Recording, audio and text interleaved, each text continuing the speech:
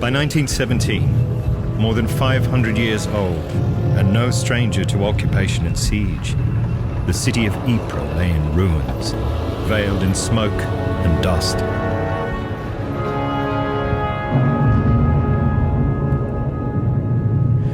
Where once Ypres had rivaled Paris as a flourishing city of textiles, it was now the foremost jumping-off point before the front lines of battle in the British sector and the most heavily bombarded target on the Western Front. Ypres, as the British soldiers delighted in mispronouncing its name, was also the last Belgian city before the coast, a devastated but vital symbol of why Britain had entered the Great War, to liberate Belgium from the German army. Through these ruins passed countless convoys of materiel and processions of soldiers on their way to the front lines of the war in the Ypres salient. Passing the shattered Cloth Hall, onto what had been the prosperous city's market, the Grand Place, they snaked on between the stone lions of the Menin Gate, down the Menin Road, into the desolation of the Flanders fields and the battles of Third Ypres.